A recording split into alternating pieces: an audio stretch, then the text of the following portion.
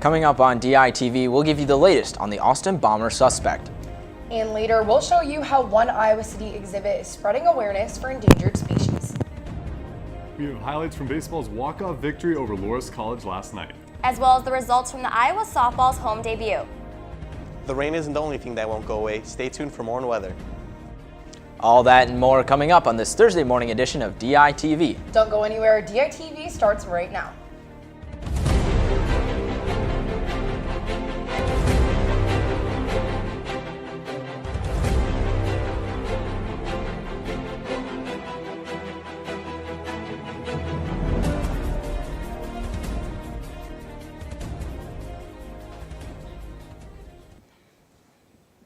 Good morning and thank you for tuning in. I'm Bo Bowman. And I'm Becca Scadden. Police found a 25-minute long recording of the Austin bomber confessing to his crimes. The suspect, 23-year-old Mark Condit, described his creation of 7 deadly devices, including the one he used on himself yesterday morning. The video focused on the structure of the bombs, not the details of the crimes he used them for.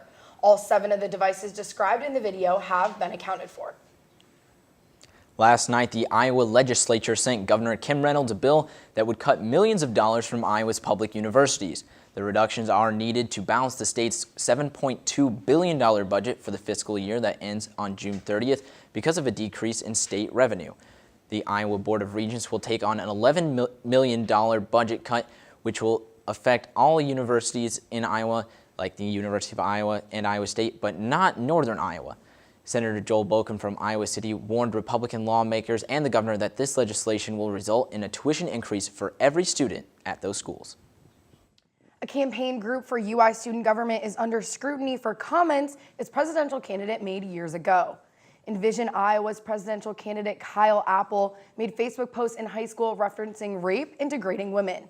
Apple responded to the criticism with a Facebook post stating, quote, "I believe I have grown significantly as a person since these comments were made, and I would like to sincerely apologize for any harm my words may have caused," end quote. The UISG election will begin on March 28th. Since the Parkland shooting, gun reform protests have been happening all over the country, and they don't seem to be slowing down. This Saturday, a March for Our Lives protest will occur nationwide and right here in Iowa City. National organizers say that they want to accomplish 3 things: banning the sale of assault weapons, prohibiting the sale of high-capacity magazines, and preventing the sale of guns online or without background checks.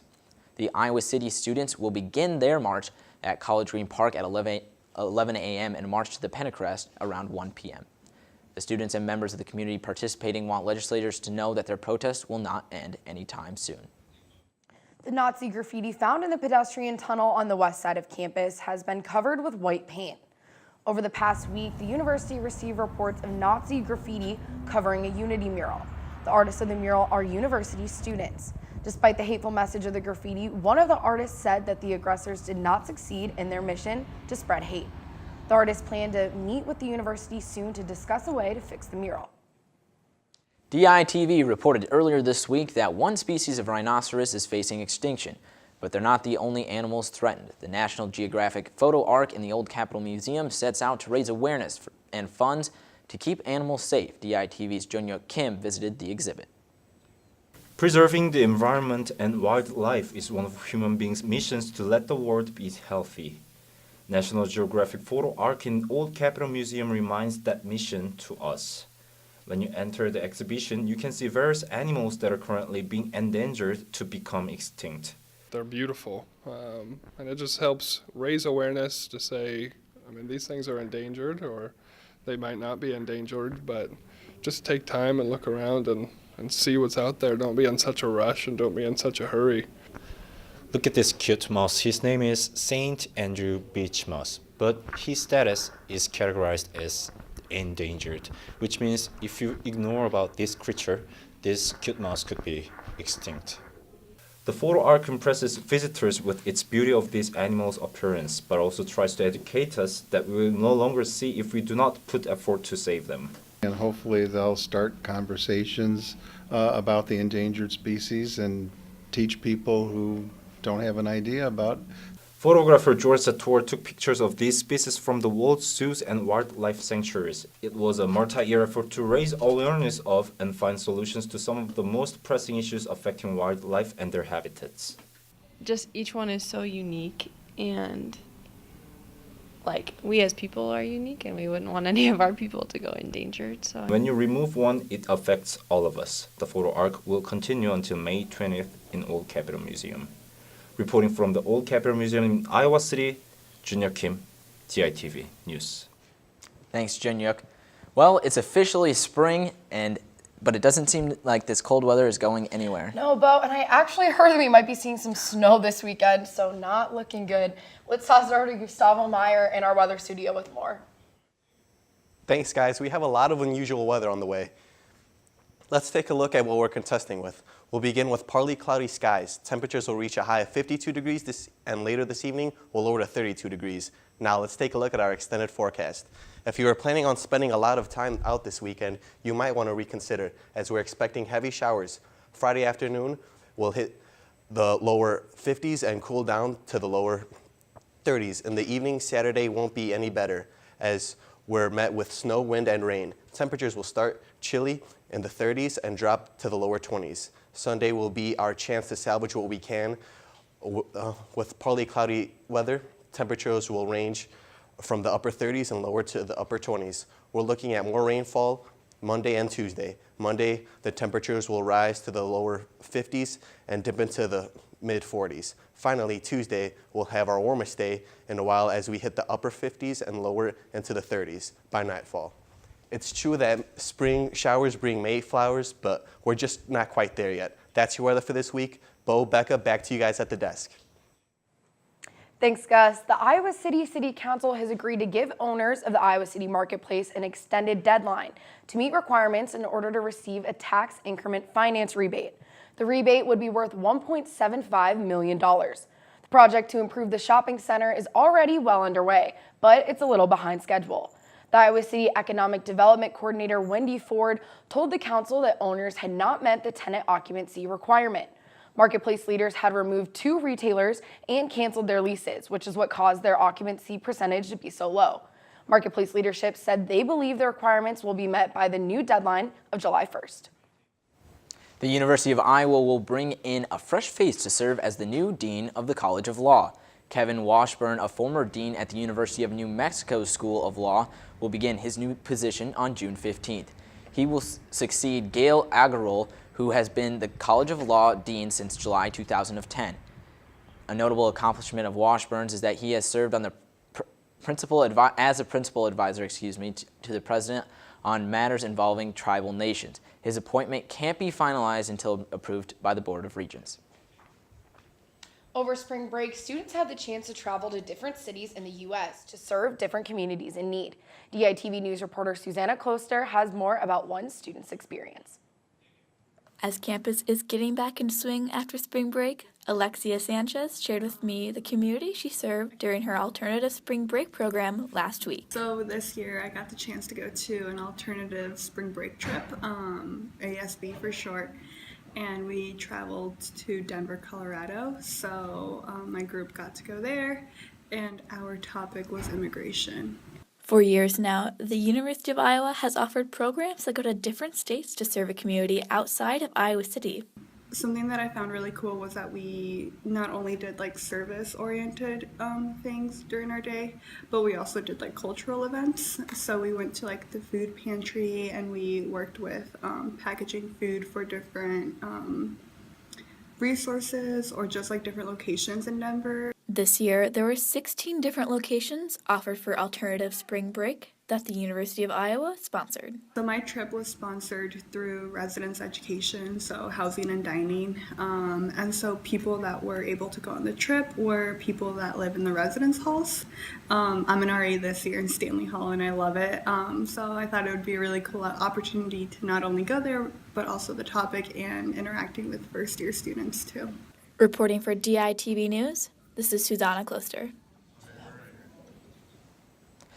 Well, Iowa baseball got it done last night and in dramatic fashion. Yeah, great win. Let's toss it over to Will and Natalie in the sports studio with more on that, guys. Yeah, it was a great day out there on the fields, Natalie. I had a chance to actually go to the softball game that was yesterday too. Hopefully that'll be a little bit warmer this weekend. Yeah, and this weekend we have a lot going on, so hopefully the weather can increase. Yeah, our baseball team was back in action yesterday against Loras College after dropping their game on Tuesday to St. Louis. In the bottom of the third, Iowa Roberts Newstrom hit a bomb out to the right field for the solo home run to put Iowa up by 1 run. In the 7th and 8th innings, the Dewhawks responded with 4 runs of their own to take a 4-1 lead. Down by 3 in the bottom of the 8th, Iowa's Matt Huygen hit a home run RBI to tie up at 4 runs each. And in the bottom of the 9th, Iowa's Austin Guzzo came in to pinch hit and hit a walk-off 2-run homer to give Iowa the 6-4 victory. After a tough one yesterday, to have to watch that for 7 innings and then look like you were probably going to lose, and really Loras played really well. I mean, they didn't give us any free bases was the biggest reason they were in the game on a day when the wind's blowing in and we're hitting fly balls and not going anywhere, and would have been pretty tough locker room if we would have lost that one. Hawkeye baseball, we never think that we're going to lose. There's always a chance we can win. We pulled off a lot of great wins, and we were fully confident. We knew we had it. Sometimes it doesn't always fall your way for most of the game, and they fought well. We can't say they didn't, but we stayed confident and we fought. The Hawks will be back in Duane Banks tomorrow when they face the 11th-ranked Indiana Hoosiers in a doubleheader. And the softball team made their home debut last night at Bob Pearl Field against South Dakota State. In the top of the first, Sarah Kurtz catches the easy pop-up ball for a quick out. And in the bottom of the second, Taylor Libby hits the sacrificial fly that sends Sarah Kurtz home for the Hawkeye run. In the bottom of the third, Mallory Killian hits a home run, but that was not enough for the Hawkeyes as they fell 5-2. Just got to get used to being at home. Being at home, playing on this field, and kind of used to our own elements. It's what we work on every day. Sometimes it works, some days it doesn't, and I think when we get on more of an aggressive mindset, then those things take care of themselves. The Hawks will open up Big Ten play this Friday at home against the Michigan Wolverines. The women's golf team is halfway through their season and has their eye on the Big Ten tournament coming up at the end of April. Here's what the athletes and coaches had to say on their season and strategies so far. We've been working really hard on our mental games and just reading some good books about how to control our minds on the course. So that's definitely, we've been seeing improvement in that. We're working a lot on kind of controlling ourselves on the course, off the course, and not as much of a focus on our technical game. And I think that's like an overlooked aspect of golf. Mexico helped a lot to be able to get that many rounds in a short amount of time, and so we just feel some great momentum, some great stretches of golf where people are either even par, under par, and I think it's just a matter of continuing to really grind in those rounds and finish them out and getting a little bit stronger down the stretch. We've made big strides in our emotional and mental games. Our course management's getting better. They're working hard every day. Now it's just seeing that come to fruition in tournaments and seeing the results kind of back up the work ethic that they've been putting in. So as long as they keep doing that, we're kind of have a plan for Big Tens and trying to make sure that we're peaking at the right time. The Hawkeyes travel this weekend to Tempe, Arizona to compete in the Arizona State Invitational. That's it from us in the Sports Studio, but be sure to tune in tomorrow for a special baseball preview show with our very own Mary-Kate Aaron and Zach Mackey as they'll preview Iowa's weekend series against Indiana. Guys at the desk, back to you. That's all we have for you on this Thursday morning edition of DITV. Be sure to head over to dailyiowan.com for all your latest news between Monday and Friday. And if that isn't enough of the Daily Iowan for you, be sure to check out our print edition of the news on Stands Down. For DITV, I'm Becca Scadden. And I'm Bo Bowman. Until next time, Iowa City.